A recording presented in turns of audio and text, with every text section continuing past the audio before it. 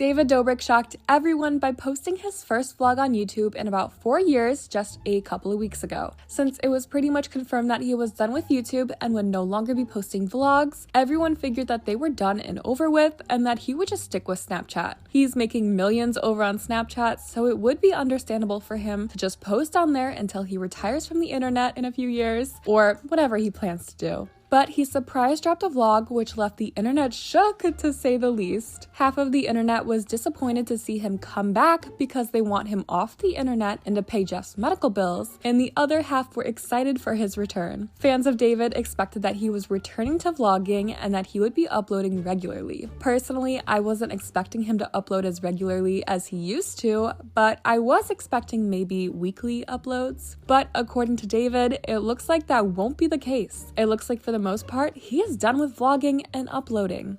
As we know, his Views podcast is back with Jason, so now Jason thankfully no longer has to panhandle on TikTok. David is here to save the day. But they did talk about David's return on the most recent podcast episode, and apparently this vlog was not David's comeback to vlogging. So, David talks about how he was genuinely surprised by how warm the reaction was to his return. He was ignoring all the negative comments. He enjoyed how many people were excited to see him post a vlog, which, like I said previously, a lot of his fans were excited to see him return to posting, whereas a lot of other people were not the most happy about it. And then he talks about how everyone from his audience to his friends to other YouTubers were welcoming him back to YouTube after he dropped his vlog. And this was actually concerning to him. He then goes on to talk about how everyone thought he was coming back to posting on YouTube regularly, but this was not at all his plan, and he thought he made this clear somehow. I could kind of see it both ways. He didn't say whether he was coming back to posting or not, but I could see why his fans would assume he was planning on it.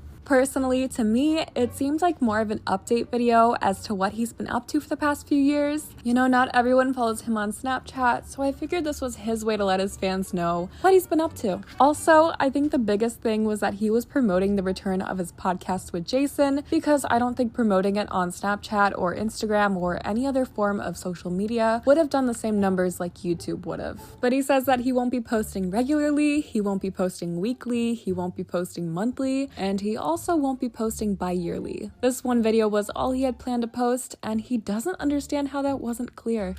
But yeah, I was super stoked with the response to the video. Now my biggest concern, this started developing 10 minutes into the video, and it started to freak me out. Everybody was like, welcome back. Yeah.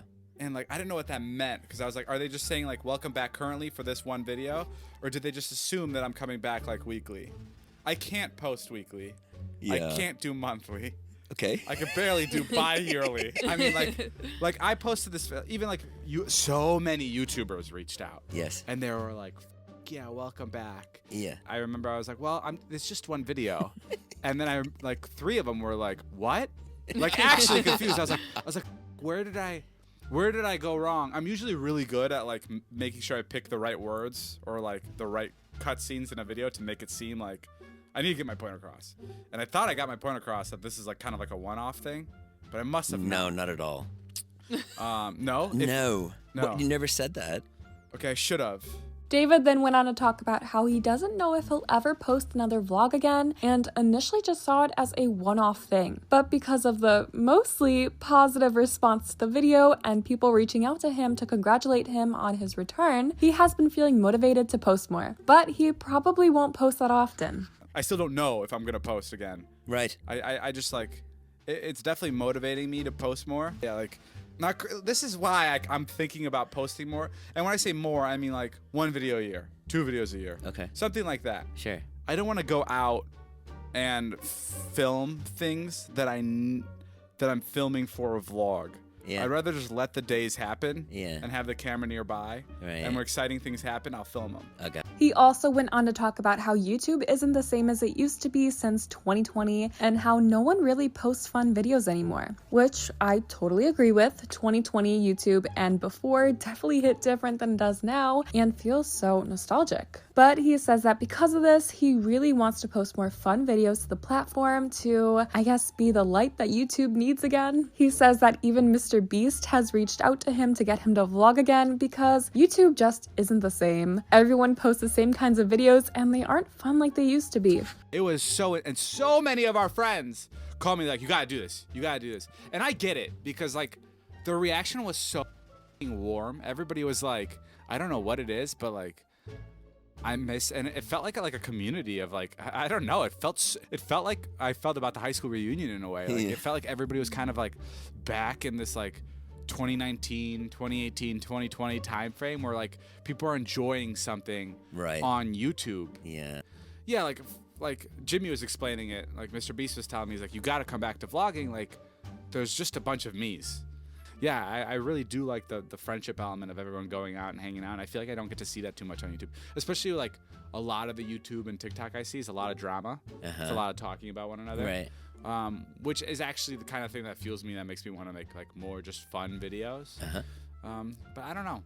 I agree, YouTube isn't the same as it used to be, but I'm not sure David posting his usual dangerous stunts are what will help bring the fun back to the platform. I used to be a big fan of David and his vlogs, but the stunts were always too much for me even during that time of me being a fan. And one of those dangerous stunts is what led to Jeff nearly being unalived and needing so many surgeries. Whether David comes back to vlogging or not should not be the main issue. The main issue is that David needs to pay Jeff's medical bills. Jeff has been going through so much since the incident because of David. So you would think that he would readily pay his medical bills and help him with anything he needs. But he's not. He's choosing to lie about Jeff and push this lawsuit back as much as he possibly can. He's also refusing to take any accountability, even though Jeff has been very vocal about what went down, and there's even video proof of what happened exactly. So David denying everything that happened is insane. He should be focused on paying Jeff, and also if he does return to vlogging, he shouldn't be making his friends do dangerous stunts for the vlogs. Even if his friends are willingly wanting to participate and do these stunts, he still shouldn't let them do it for the vlogs. They are only doing these stunts to be in the vlogs because for whatever reason his friends are down to do whatever it takes to be shown in his vlogs. It's just this weird power dynamic that David shouldn't take advantage of. But since we're on the topic of weird, this is another weird thing that happened. This was a short bit in his recent vlog, but while he was in India, David went to this one famous tailor who has apparently worked with other celebrities and millionaires and billionaires. Like, this guy has worked with British royalty and presidents, so this guy's a pretty big deal. Well, on top of David posting a bit with this tailor in his vlog, and the bit was pretty weird, this tailor also posted a video onto his Instagram with David. He titled it "The Defilement of the Great David Dobrik," and this clip is even weirder than the bit in his vlog.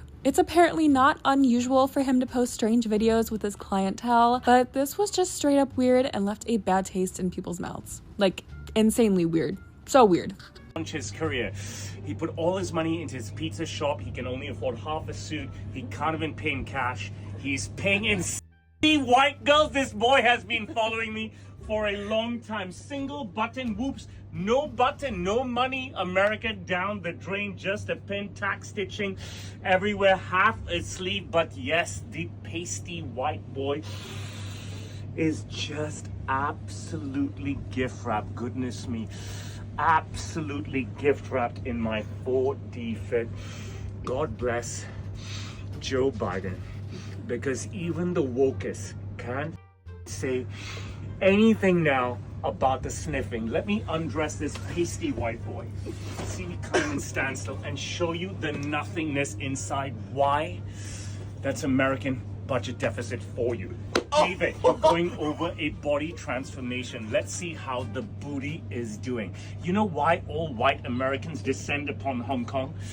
Because there's nothing like the Chinese massage. And every white American wants a Chinese massage. Don't you, David? Mm-hmm. Can I smack you? Yeah. How hard? A little bit harder? Just a little bit harder? How hard is Natalie smack you? He's squealing. He's squealing. Oh my God. Pasty white American, are you happy? There. Yeah. I don't even know if I can show most of that, but that clip is just so weird and uncomfortable to watch. Even just like David's expression, like he's not laughing or anything, he's just kind of taking it. I'm sure there are plenty of people who find it funny, but even David's fans found the video so off-putting. Like, they were commenting about how it looked like David was getting molested. His fans have even been getting caught up in like conspiracy theories, and they think it was like a humiliation ritual. I'm not sure I believe in that, but they are accusing him of that. But there were some comments about how David's put his friends through a lot, so this was his payback in a way. I don't know, I found it so insanely weird, but David reposted it on his story and laughed about it, and also commented on the post saying, "I love the suit and the service, thank you." So there you go. I thought it was weird even for David and his friend group, but I guess they didn't seem to have a problem with it. Anyways, let me know what you guys think about both situations in the comments. Let me know what you guys think about David not coming back to posting, as well as that weird video. Did you guys find the video funny? Maybe it's just not my sense of humor. Let me know.